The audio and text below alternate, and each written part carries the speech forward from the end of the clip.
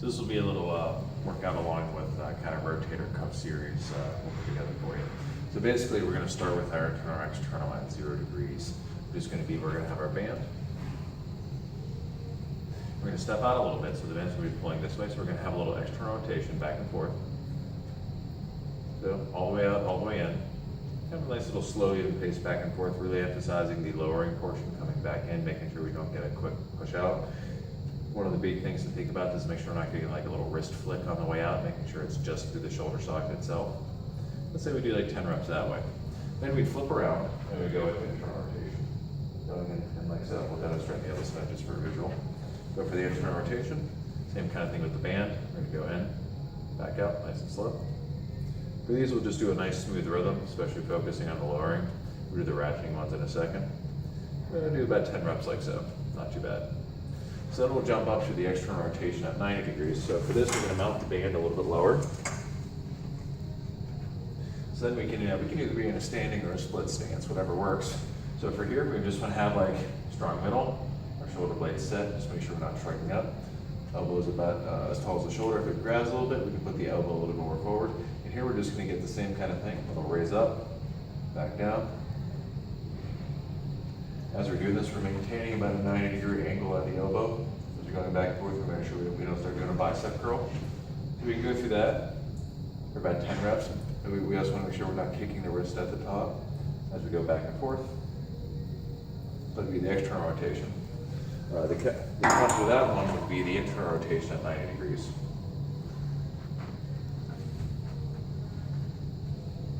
Should be kind of a similar thing. We do the split stance, quad stance, whatever works. Same angle, making sure we have our 90 degrees at the elbow, we're not cheating in. We're going to go forwards, back out, just as far as we can go. Especially making sure we don't get a fall back like this at the top of it, nice and strong the entire way. Yeah. So that's more of the smooth repetition ones as we went through it. We can then do a set of more of the ratcheting ones. So this takes a lot of momentum and really searches out for the weak spots. So for this guy, instead of doing one big rep in and out, we're going to go like, let's say like out 2 inches, back an inch, out 2 inches, back an inch. Little tiny bits back and forth, like little starts and stops. Same thing on the way back in.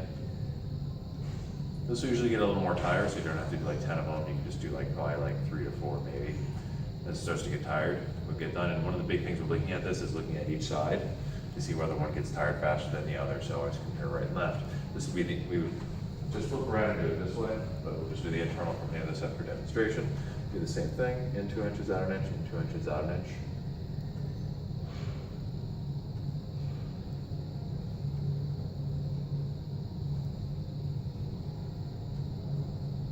You just do it in and out 3 to 4 times-ish, or until it starts fatiguing and leaves 4.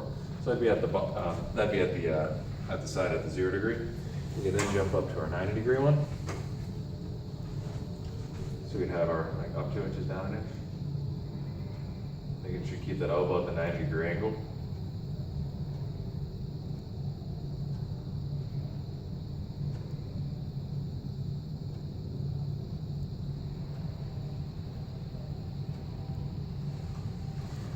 Then switch it up to the internal rotation at 90 degrees, the same ratcheting type of thing.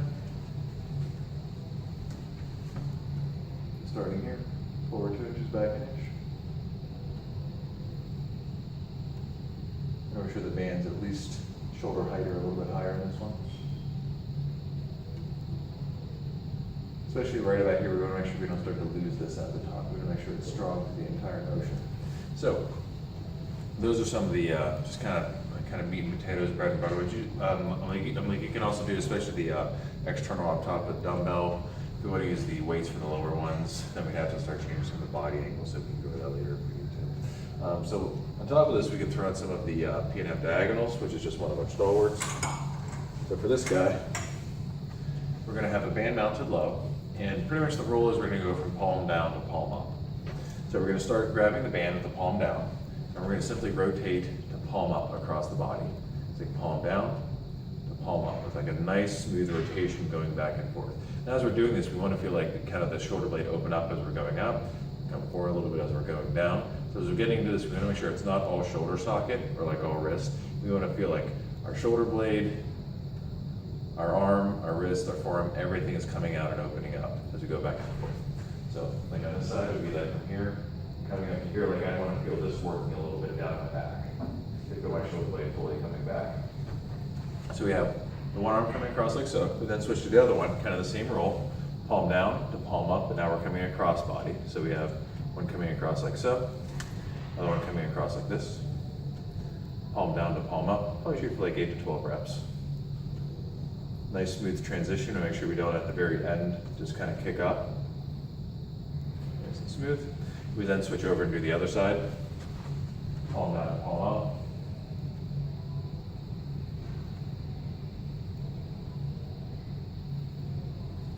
The other side.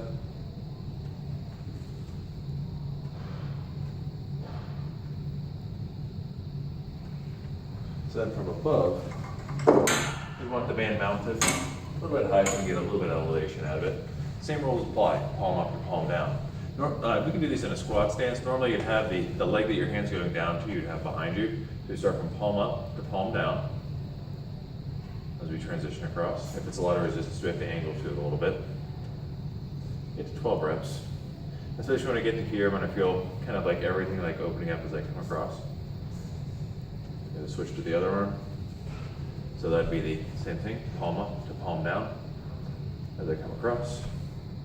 Opening up at the top, coming across at the bottom. Nice smooth spin and transition of the arm and wrist. This entire thing is kind of rotating across each way. Then we switch to the other side. Got the palm up to the palm down.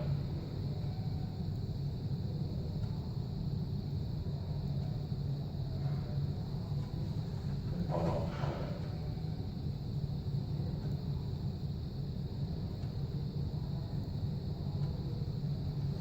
Once again, looking side to side for any differences, any weaknesses. Left side was a little bit weaker on you, so this is just one of those things we gotta look for. So that's a kind of basic rotator cuff and a little bit of the pain at diagonals, just things you need to be good at.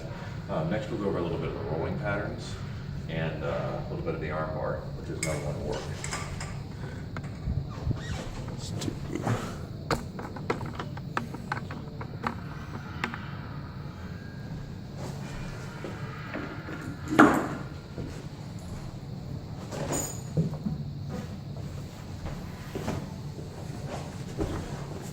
If we have a ball at home, this works pretty well. So basically, we want to think balls in the air. Even pressure between both arms and legs, kind of squeeze into the middle. So for this guy, we start with the basic dead bug pattern. We're going to do opposite arm and leg off, opposite arm and leg off. Then we're going to do same side, arm and leg off. Then we can just alternate through. And just kind of do like a little tour of the abs. This is, I'm working more cross, like more crisscrosses, and I'm working more same sides. And as we're doing this, we just make sure that we're breathing. Make sure our ribs are down, make sure we're not super popping up. If you start to pop the ribs up a little bit, we can start with the leg down. Kind of like so. And switch across. And eventually we can work to picking a leg up. If our strength isn't there. And also when we're here, depending on how strong we are, we can either do the leg all the way out or just part of the way out, depending on how much we can go before we start to feel the rib spot. So from here we can go to some rolling patterns. This is when it gets interesting. So if I do opposites off, I can put this arm out to the side and roll over to the side, kind of keeping my pressure through the ball, making sure I don't shrug the shoulder blade up too much. And got it to the other side. Just alternate back and forth. Then switch to same side. And roll each way. Almost like going outside, like almost like reaching forward and across. Like really reaching through. So from there we can tack that onto the arm bar. We're just gonna need a little weight.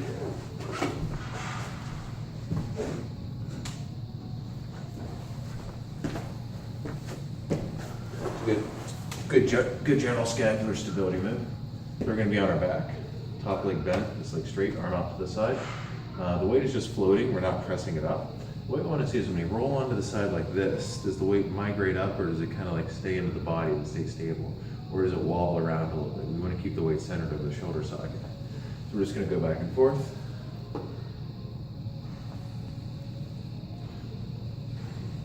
Kind of leading from the middle, like my torso does the job, and this in the shoulder blade and the rotator cuff just kind of follow in balance.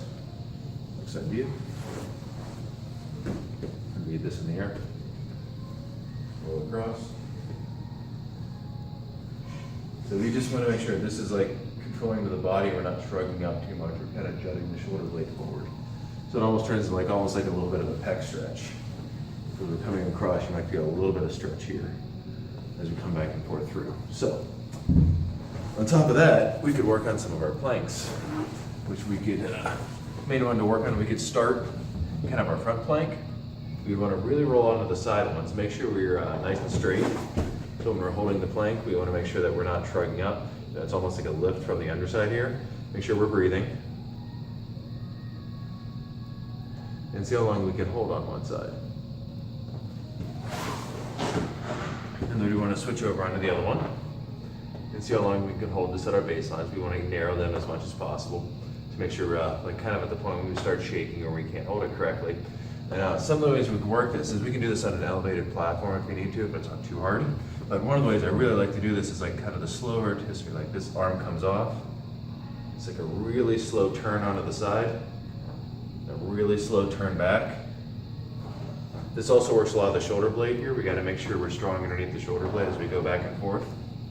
This is kind of the rotisserie plank kind of thing. We want to feel the tension slowly change across our midsection. You want to make sure we don't get too much of a tense or a pop up under the upper shoulder blade. And we're nice and stable the entire time. So, that's a bunch of the basics. Have some fun with that. Any questions, give me a call.